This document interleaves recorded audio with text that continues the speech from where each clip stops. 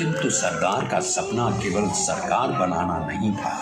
उनका स्वप्न तो था एक ऐसे नए भारत का जहां हर रंग, हर रूप, हर जात, मजहब, तबके का हिंदुस्तानी एक साथ मिलकर एक ऐसा नया भारत बना सके जहां पूर्ण स्वराज के साथ सारे समाज को गरीबी, अशिक्षा, छुआछूत से भी आजादी मिल जाए।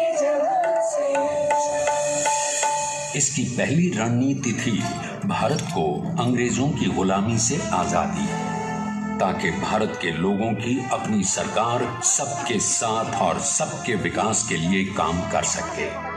बापू की अगुवाई में अब देश ने अंग्रेजों को अंतिम चेतावनी दे दी, करेंगे या मरेंगे, क्विट इंडिया, अंग्रेजों भारत छोड़ो।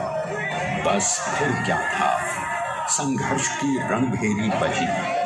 3 सालों के लिए सरदार पटेल को भी सत्याग्रही नेताओं के साथ जेल में ठूंस दिया गया।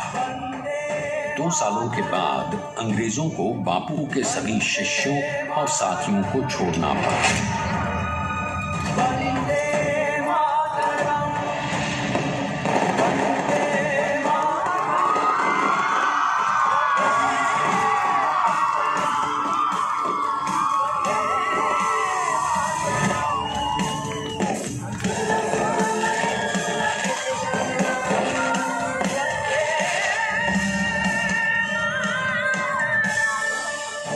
स्वतंत्रता के स्वप्न के सच होने के साथ अब सरदार पर कई एक नई जिम्मेदारियां थीं।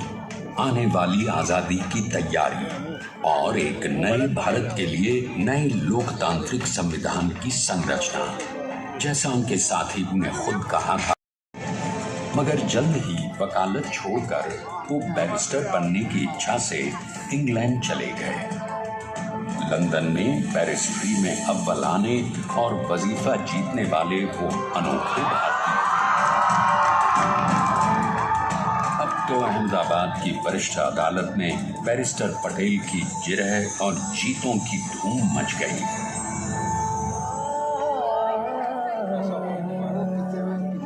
तभी एक युग पुरुष ने वल्लभ भाई के जीवन की धारा ही बदल दी।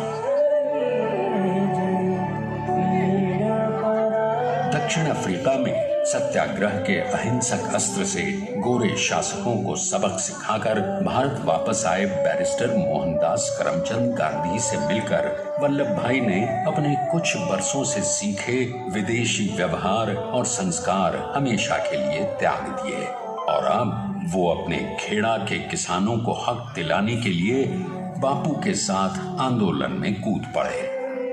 अब उनके पैरों में जूते नहीं, गांवों की धूल थी। हृदय में भारत भूमि की शस्य श्यामला धरती, मन में थे गांधी और मस्तिष्क में एक नए स्वतंत्र भारत का सपना।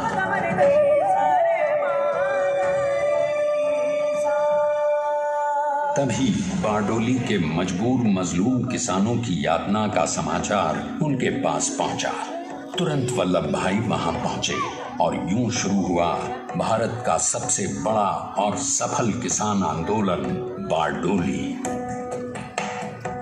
वल्लभ भाई ने बारडोली के 87,000 किसानों को ऐसा अटल, अडिग, अचल मनोबल दिया कि अंग्रेजी सरकार हिल गई और 1 बरस के बाद उनका लगान माफ कर दिया गया। अब तो पूरे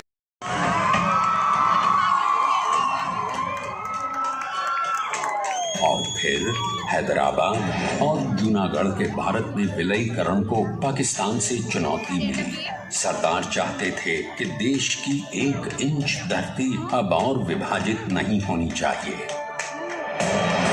नए भारत को एक करने के लिए समझा बुझाकर मना कर 565 रियासतों को सरदार ने अपनी सूझबूझ, सदाशयता, संबल से एक नए स्वतंत्र भारत का अभिन्न अंग बना लिया।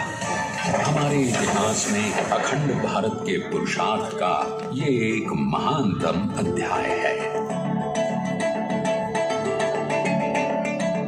जैसा उन्होंने स्वयं कहा था, हमें नए धागों को पुराने ताने बाने में ऐसे पिरोना है कि एक दूसरे में गुंथ जाएं। और बेहतरीन बनावट वाला एक नया भारत उभर कर सामने आ सके। अंततः अपने वज्र दृढ़ संकल्प से एक नया विराट विशाल एक भारत श्रेष्ठ भारत बनाकर दिखा ही दिया सरदार ने।